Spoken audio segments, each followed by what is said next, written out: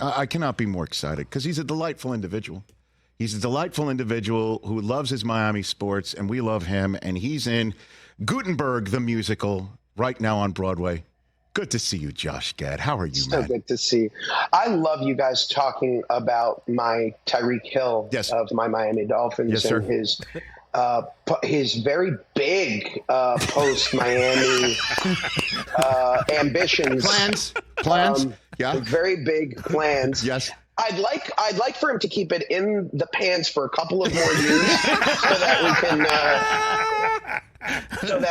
he can use his hands for other things until he's ready to retire. Yeah. But I'm very excited for him. It really has changed the dynamic not only of Miami Dolphins sports, but like just Miami Dolphins, Florida fandom in general. Mm-hmm. It's been a long time since we've had, I would say since LeBron, since we've had somebody like this that just changes the dynamic. And now, obviously, with what's going on with Messi, it's just been a really remarkable time to be a fan of Miami sports. It has been that, to say the least. And Tyreek Hill, he just gets better each week. It's wild. It's wild. It's better each week. Raheem Mostert doesn't do anything but score touchdowns.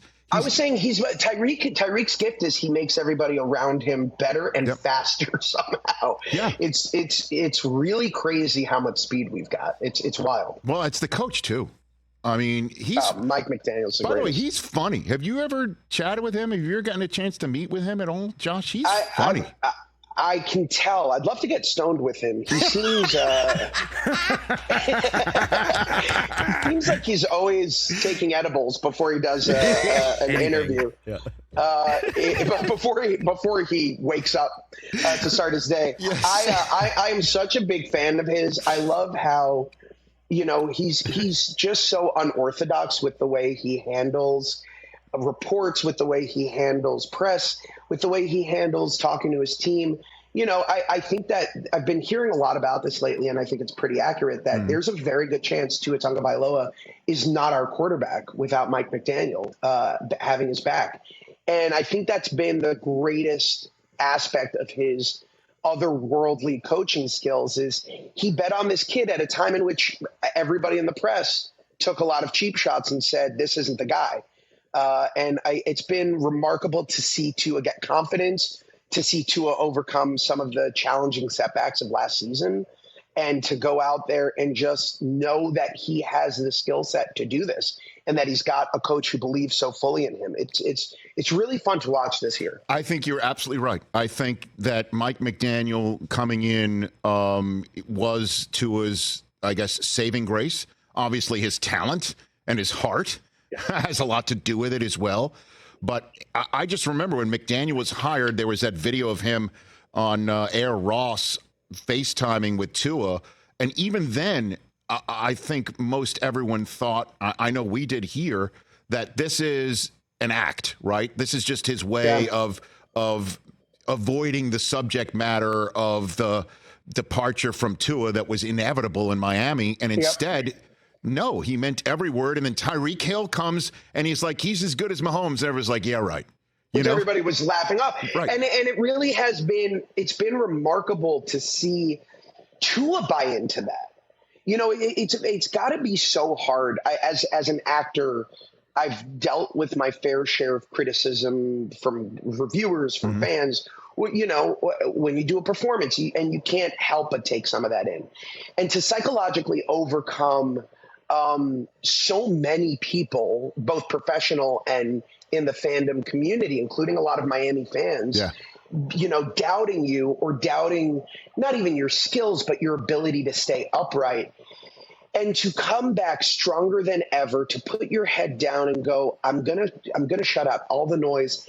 That to me is almost as remarkable, if not more remarkable, than what he's doing on the field, because it's very hard to tune all of that stuff out, I would imagine. And it's been really incredible to watch him grow and mature. Absolutely. And we've been saying here, we want salty Tua. Whenever he has like a press conference where he bows up a little bit, we have a segment called Salty Tua where we just give that soundbite. I just want to, but that's not his nature. He's a sweetheart, but I kind of want him to just, puff out the chest and go damn straight. I'm going to come for you with 400 Yeah, it's yards. sort of like salty Tua is kind of like salty butter. Like you get a little taste of it, but it's very light on sodium.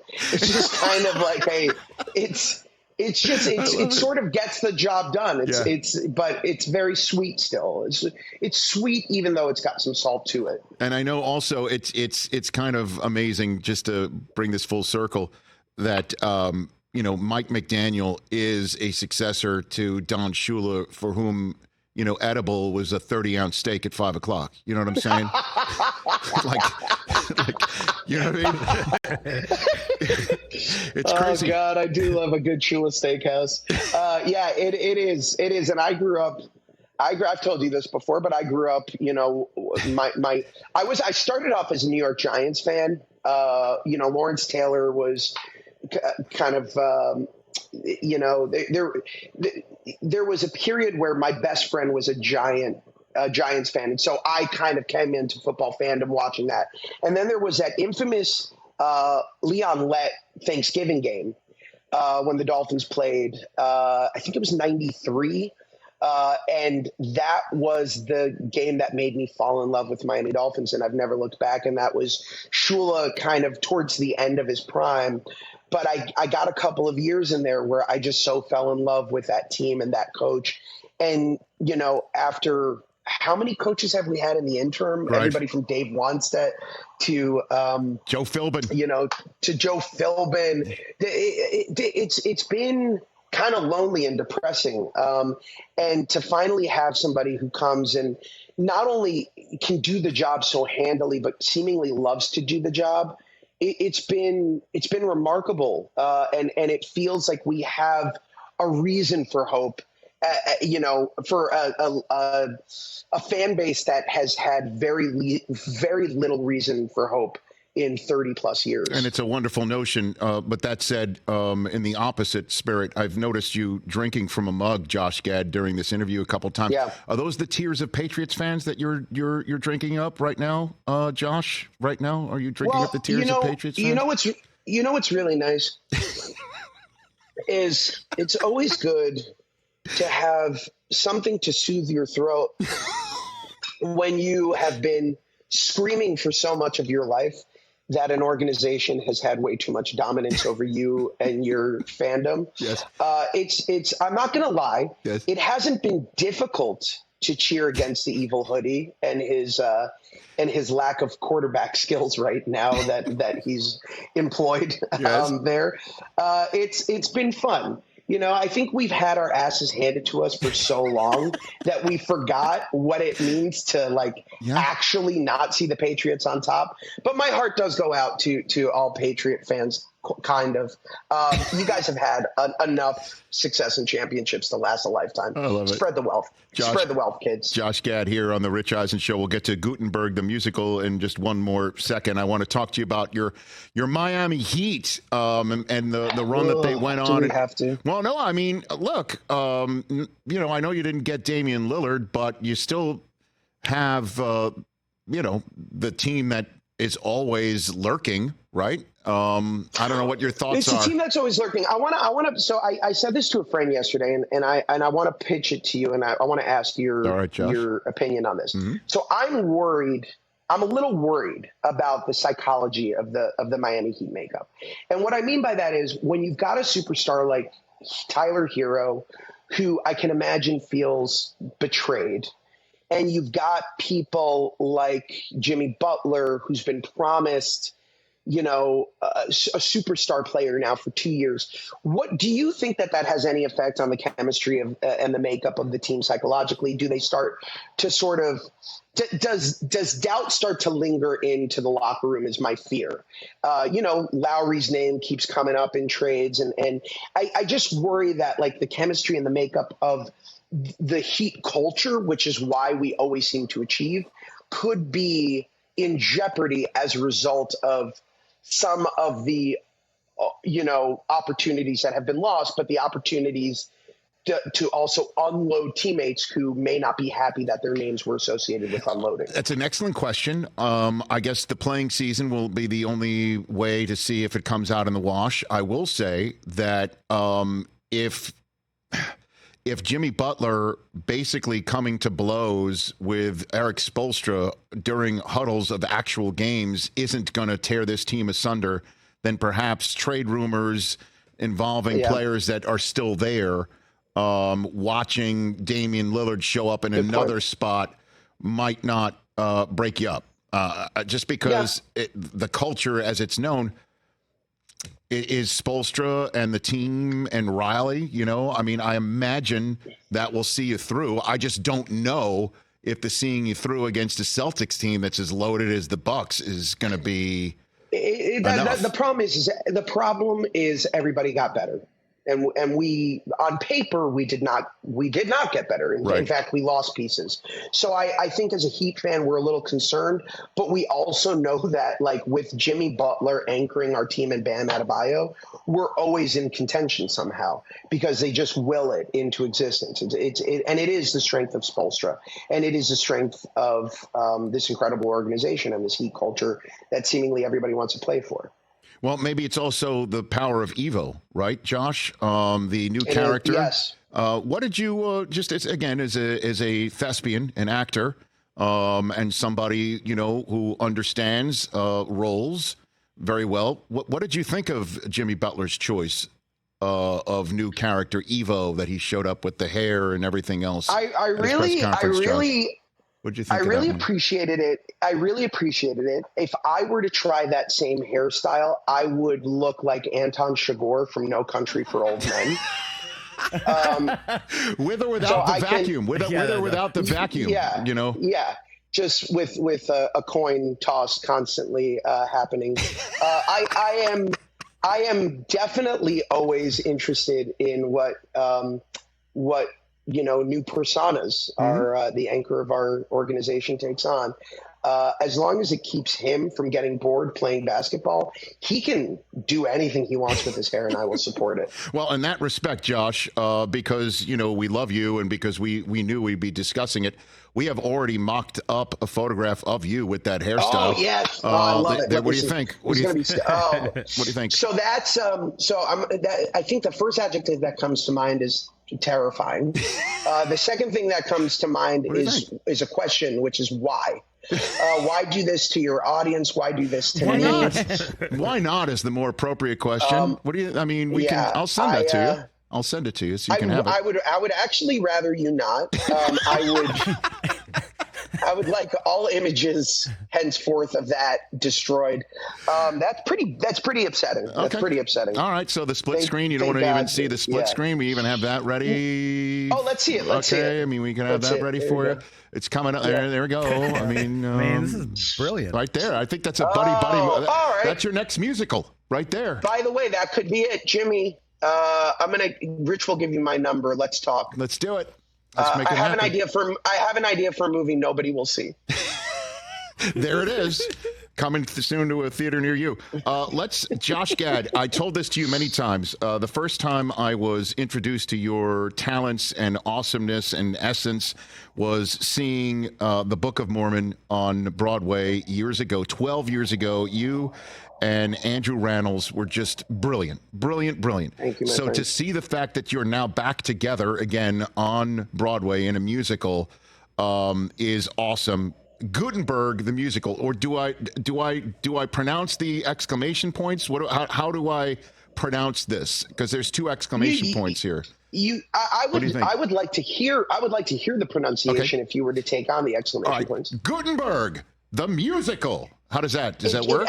It energizes it more, and I think it gets your audience slightly more invested in it. So I appreciate that. I love doing Gutenberg the musical. Nice. I call it the Hamilton. Of our time, even though Hamilton is the Hamilton of our time. Yes. And it's one of these shows that sort of popped into my lap out of nowhere. I was talking to the director Alex Timbers about doing one of my favorite musicals of all time, A Funny Thing Happened on the Way to the Forum. Yes. And I was desperate for a decade to come back, and there was nothing felt right. And then, we sort of ran into rights holders issues with Forum.